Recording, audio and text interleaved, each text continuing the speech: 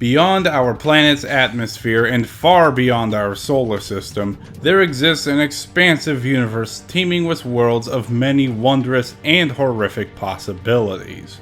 And if life really does exist on other planets, let's hope it's the peaceful kind and not the bloodthirsty kind. But when it comes to these two extraterrestrial warriors, they'll do just that for the sake of their honor. The Yautja, the apex predator of the galaxy. And Arbiter, the disgraced commander of the Covenant. Now, as the Predator is more so a species as opposed to a single individual, we'll combine all the abilities each normal Predator has shown to create a general idea of what one normal Predator should be capable of. He's one fish mob, and I'm Dr. Spindash, and it's our job to see who would win a fatal conflict! Deep within the darkest recesses of space, there lies an empire unlike any we humans have ever seen. One that uplifted species out of the Stone Age. One that only answers to the call of the hunt. The Yautja. But considering that's not a catchy nickname, and their whole stick is hunting, we simply call these things predators. A very apt name indeed, with lifespans that can last for millennia. I live longer than that. The predator has traveled across the universe and hunted a wide variety of prey, all to find a worthy opponent. And despite their monstrous appearance, they're actually considered smarter than what even the smartest human is, having created tech far more advanced than anything humanity has ever made. But regardless if they're a hunter or a scientist, all predators are expected to follow a set code of honor. Basically a bunch of rules to keep them from becoming trigger-happy murderers or giving underdeveloped species the technology to destroy everything. And breaking of this code is a near irredeemable offense, even if accidental. Wow, harsh. And what does this code dictate? Well, Spindash, this code dictates no predator is allowed to kill children, those who are pregnant, or the elderly. No predator is allowed to kill those who cannot defend themselves. If a predator is challenged to a hand-to-hand fight, the predator must oblige and fight fairly. And if they are defeated, the predator must commit honorable suicide. It may be easy to forget with those ugly mugs, but predators truly aren't monsters, but warriors looking for a good fight. Or, as that Ripley clone once put it, creatures who understand this red carnivorous universe. Well, of course they're looking for a good fight. When you can run through walls like the Kool-Aid Man, throw large animals, and tear people apart with their bare hands, I think anyone would struggle to find a worthy challenge. Not only that, they're also able to jump 3 times their own height, which they use to traverse the many different biomes they hunt in. And some have displayed strengths great enough to overpower large maximum security gates with near ease. They've even been stated to be able to move faster than the eye can see, able to dodge bazookas and automatic gunfire. And luckily for the predator, if those bullets do hit, they'll practically bounce right off. As will a lot of other stuff. Fire, missiles, heck, even predators like Scarface were able to survive city-destroying explosions without a scratch. As every predator can live for thousands of years, each one's combat prowess is off the charts, able to defeat a wide variety of foes from super soldiers to cyborgs to single opponents to entire groups. And like any good fighter, the predators have their own fighting style. J-Din. Described as a fusion of various complex fighting styles, this martial art is said to be superior to all Earth's fighting styles. Even low-ranked predators are said to be on par with skilled samurai. I wonder if they could take on Jack. But a warrior is only as good as their weapon. And for the predator, they have an entire arsenal up their non-existent sleeve. While hunting, they'll use their cloaking device to warp the light around their body to render them invisible, although water does cause it to short circuit. Though it covers very little, their plate armor is made out of delks, a metal harder and lighter than anything on Earth. and increases their durability substantially. And for tracking their prey, they'll use their signature biomask, a headpiece that uses different imaging modes to find their targets. It can even analyze its prey's physiology for weaknesses, genetics, or even possible weapons. It even comes with a nifty laser pointer. Holy, that's gotta hurt! That would be their plasma caster, a long-ranged weapon with many different firing modes, but all still involve firing condensed plasma with devastating results. And as plasma can burn up to a maximum of 10,000 to 100 million degrees, there is very little that's going to resist the awe-inspiring power of this weapon. Or alternatively, they can use the Smart Disc, a circular cutting device they can throw like a boomerang. And if they need some patchwork, they can pull out their nifty Medicomp for all their surgical needs. But when it comes time for a close-up duel, the Predator has two options. The combi stick is an extendable bow staff that can cut through people like butter and be thrown like a javelin. But I think we're more familiar with the weapon most associated with Predators, the wrist blades. Ranging from 16 to 18 inches in length, these blades have been stated to be harder than diamond and are sharp enough to cut through tank armor. They can even be used as a projectile too. But if the Predator finds themselves in a situation where they lose, they will have to make sure their technology isn't lying around for any trigger-happy creature to use. Killjoys. So when all is said and done, they make sure to take both them, their technology, the surrounding area, and maybe even their prey out with one big bang. Nice fireworks. The Predators have certainly earned their feared status throughout the galaxy. With their preference for the most dangerous game as a way of life and their ability to take down squadrons of trained soldiers, very few can hope to hunt a Predator. Unless you're Arnold Schwarzenegger, then you're going to be perfectly fine. You think that's impressive? The Predators are so good at their craft, they're happy to take on all sorts of foes, which includes, but is not limited to, dinosaurs, Colonial Marines, Batman, Superman, Justice League, Judge Dredd, Motorhead, Magnus Robot Fighter, the cast of Mortal Kombat, Terminators, Tarzan, Archie, and even members of their own kind. Hey, how come there's no Marvel crossovers yet? Though that doesn't mean all of those hunts ended in success. Their armor is broken up and offers little protection, and their honor code can be used against them in certain situations. I mean, how else can a creature as powerful as the Predator lose to a frickin' grizzly bear?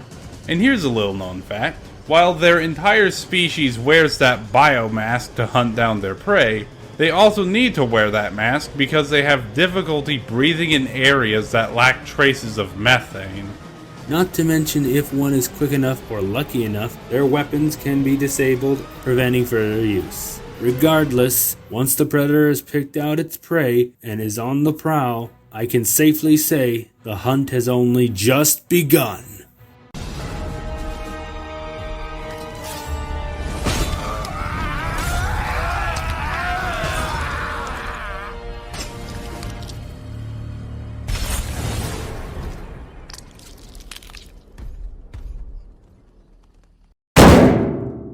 The Covenant. A hegemony of multiple alien races united in their worship of the ancient and near-mythical Forerunners. This massive religious unionship had complete control over a large portion of the Milky Way galaxy for thousands of years. And while the Covenant was composed of many species, only one of them was truly the Covenant's military backbone, the Sangheili. One of the founding species of the Covenant, these alien warriors led the conflict against their sworn enemies, but few Sangheili were as feared, or as respected, as the Supreme Commander, Thel Vot Tum. Born to the noble house of Vadam, Thel led vast fleets for the Covenant, and racked up a body count numbering in the billions. Thel was easily one of the most respected Sangheili to ever live. Until the day an alien parasite called the Flood was spreading across one of the Forerunners' ancient halos. Understanding how dangerous the situation had become, Instead of fighting to protect the Forerunner relic, Thel ordered an evacuation, an action that led to the Halo's destruction. Understandably, both the High Prophets of the Covenant and Council of Sangheili were upset at the loss of the Halo, and decided death was an appropriate punishment, but not before stripping him of his rank, title, honor, and even name, and literally brand him a heretic. However, the High Prophets of Truth and Mercy recognized Thel was no heretic, and showed him mercy, but only on one condition.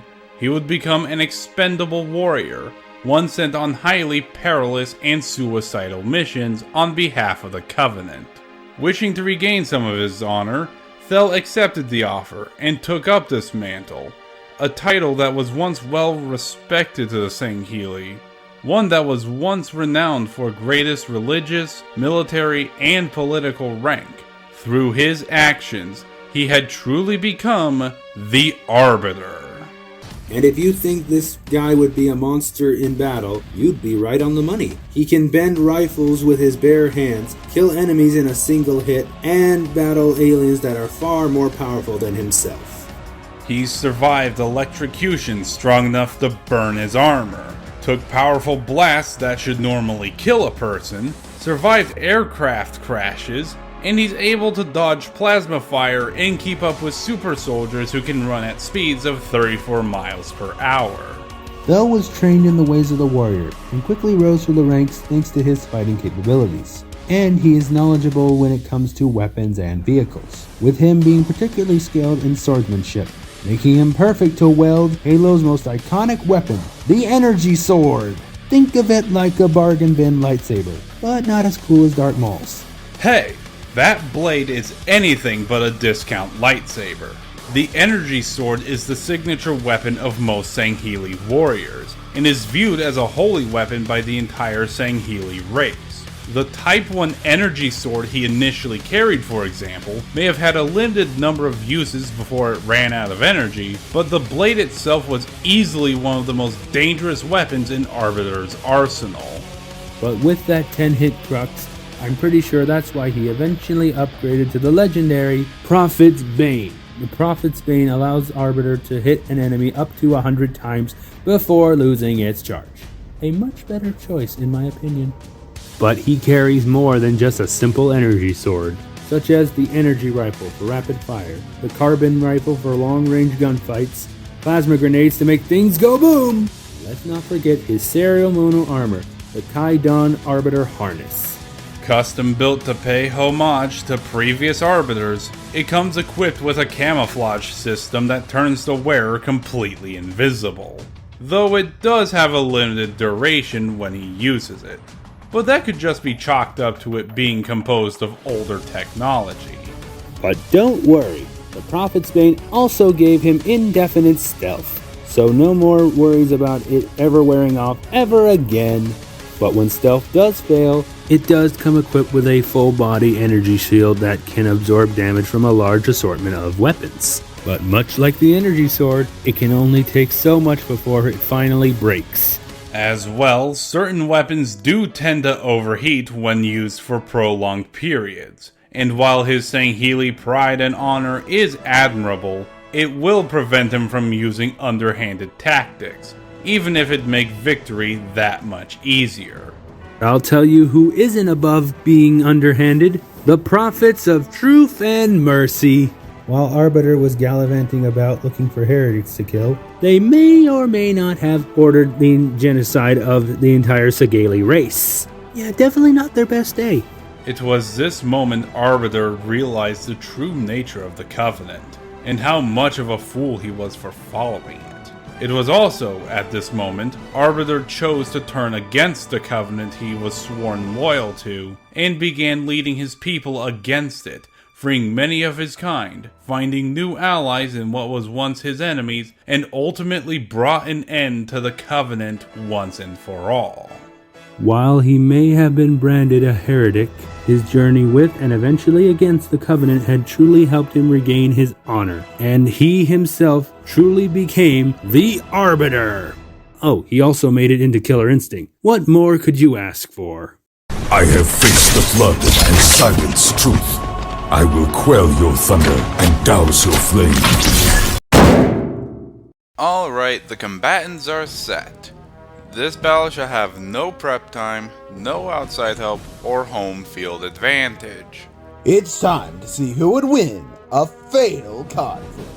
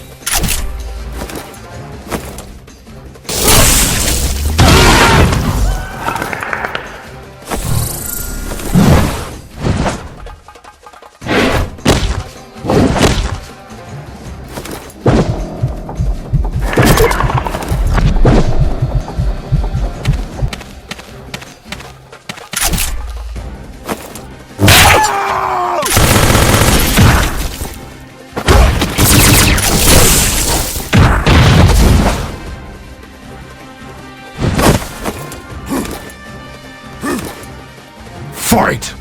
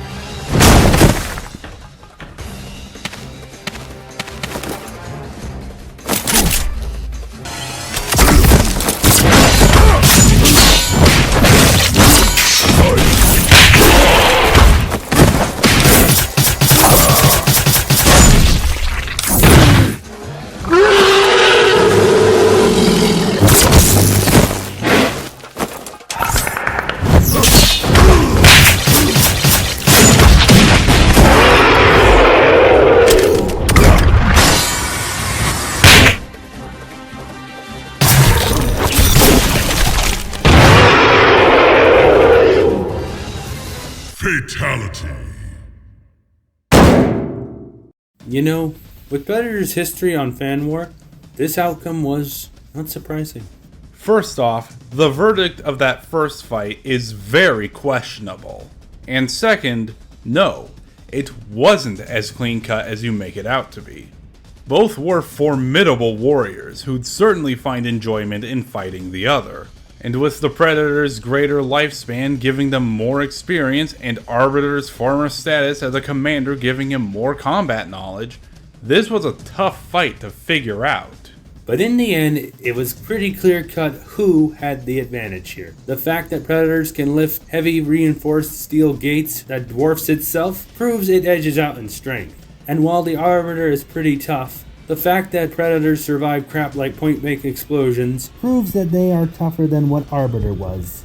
And with both having similar speed, this really just came down to the weapons and tools both had. And while both of their standard weapons are more than capable of tearing the other to shreds, the Predator simply had a larger array to choose from. It could track where their prey is, set up booby traps, prevent escape, and let's face it, the plasma caster was not only a lot more accurate than most of Arbiter's weapons, but it also doesn't overheat like Arbiter's plasma rifles do. And sure, the energy shield would be a pain to get through, but considering what the Predator has done before, it wouldn't be too hard for them to not only break it, but also keep it from recharging. And while Arbiter can disable the Predator's weapons or remove his mask to make it harder to breathe, the Predator could also do the same thing to Arbiter's equipment, and the latter option is not an automatic death sentence. While both were skilled combatants and deserve whatever fear and respect they have, in the end, with its greater physical prowess, superior equipment, and overall larger arsenal, the Predator had all they needed to complete this hunt. Well, I guess from here on out, it's a different kind of Halo the Arbiter will be seeing. The winner is the Predator. Again. Hi guys. For anyone who isn't aware of what the next episode will be, I just wanted to let you all know I am taking a hiatus from Fan War, so I can just focus on making episode 100, work on some other projects I've been wanting to make, as well as focusing more on these for right now. Trust me, these episodes are not cheap to make. So expect my channel to be a little less busy for the foreseeable months, but expect a bunch of new videos that I don't commonly make as well. And definitely expect a return of Fan War Arena to fill in for Fan War until episode 100 comes out. Until then, I hope you're as excited as I am for the next episode, and until then, this is what will happen next time on Fan War.